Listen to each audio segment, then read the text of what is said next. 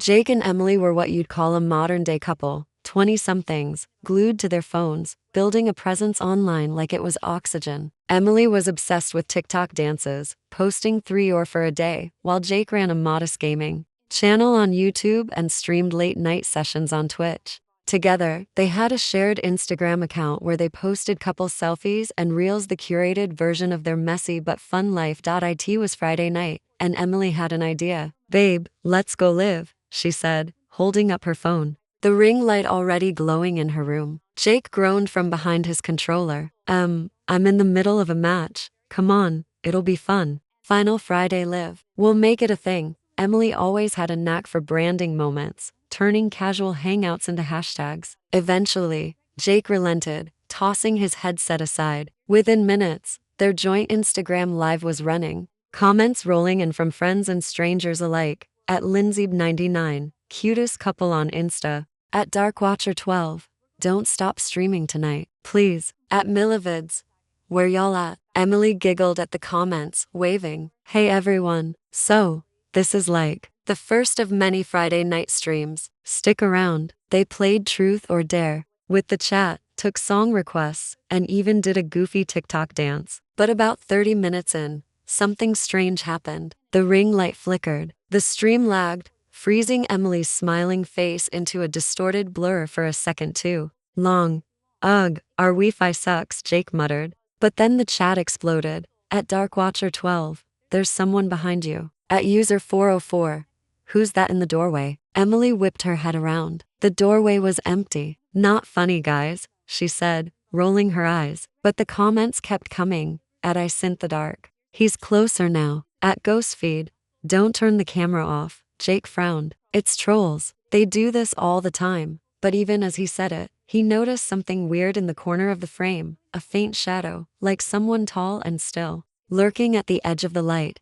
Jake, do you see that? Emily whispered. The shadow shifted for just a second, and then the screen went completely black. Comments flooded in faster than they could read. Stay online. Don't end it. Don't let him in. When the feed blinked back, the shadow was gone. Emily's phone buzzed with a DM notification, even though she hadn't opened any apps. She glanced down. It was a message from an account she didn't recognize. At Livestream, if you stop streaming, you die. Emily's hand trembled. She showed it to Jake. His face drained of color, and then, right there on the live feed, another notification popped up on the screen, a DM from the same account. It wasn't text this time. It was a video of them, sitting there, streaming. Right now, the live went dead. Emily dropped her phone like it burned her. Jake, that wasn't possible. That was us. Like, live us. Jake picked it up, scrolling through the DMs. The account had disappeared, no username, no history, nothing. This is some hacker crap, he muttered, trying to convince himself more than her.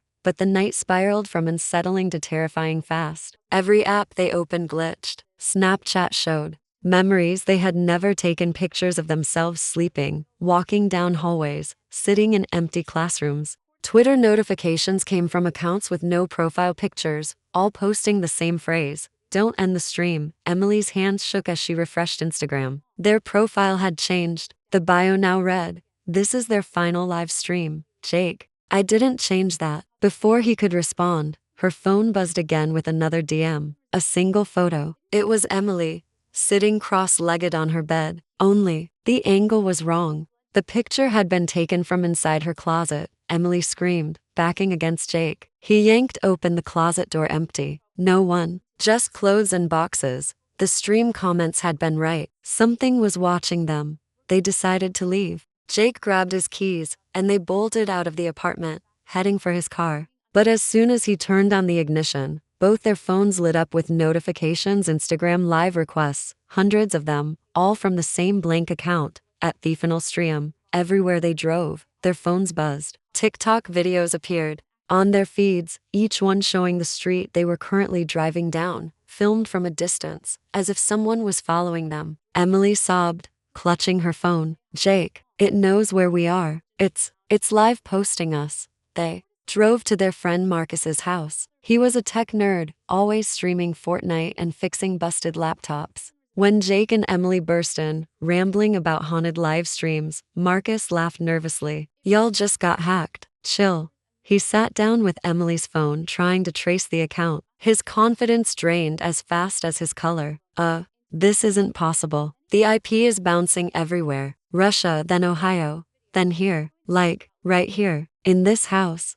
The room grew cold. Emily's phone lit up again with another DM. It was a live notification. Marcus has joined the final live stream. What the hell? Marcus muttered, checking his phone. He hadn't joined anything. But suddenly, his phone camera turned on by itself. The front-facing camera showed Marcus's terrified face. And behind him, in the darkened hallway, a tall shadowy figure watching silently. Marcus turned around. Jake shouted. Marcus spun, but the hallway was empty. He turned back, pale and trembling. No, man. I saw it. Then all three phones lit up at once. A countdown timer appeared on their screens. 0:59, 0:58, 00:57. Emily clutched Jake's arm. What happens when it hits 0? None of them had an answer. Panic set in. Marcus tried frantically to code something into his laptop, muttering about firewalls and signal jammers, but the numbers kept ticking down. Jake grabbed Emily's hand. If it wants a stream, maybe we give it one. They set Emily's phone on the table, turned on Instagram Live again. The comments exploded instantly. Thousands of accounts, all repeating, keep streaming, keep streaming. Jake faced the camera. What do you want from us? He screamed. The live glitched, the screen tearing into static. Then, a distorted voice came through the phone speaker, layered and mechanical. We watch. You stream. That is the trade. Emily's eyes widened. It wants us to perform forever? The countdown froze at 0:12. The room was suffocating with silence. Then Marcus had an idea. What if we trap it in the stream? He quickly set up his laptop, creating a loop between platforms connecting Instagram Live, Twitch, and TikTok into a feedback cycle. If the entity lived in the streams, maybe it could be contained by being stuck in a digital loop. The moment he linked the feeds, the phones went berserk. Notifications popped nonstop, shadows flickered across every screen, and the distorted voice screamed, no escape, no end. But Marcus hit enter. The loop activated. All three devices froze, streaming each other endlessly, a tunnel of repeating images. The shadowy figure appeared in the feed, stretched and distorted, then seemed to get sucked into the infinite digital loop. The comments slowed, then stopped. The countdown disappeared. Silence. Emily collapsed against Jake, sobbing. Marcus leaned back, exhausted. I think it worked. For the first time all night, nothing glitched. Their phones were quiet. The apartment felt normal again. Days later, life returned to something like normal. Jake went back to his streams, Emily to her TikToks, Marcus to his coding. They didn't talk about that night, pretending the internet hadn't tried to devour them. But one evening, as Emily scrolled through Instagram, she froze. At the very top of her feed was a notification. At Final Stream is live. Her hand shook. As she tapped it, the live opened, and she saw herself sitting on her bed, right now, staring at her phone. The screen text flickered, the voice whispering once more, the final live stream never ends.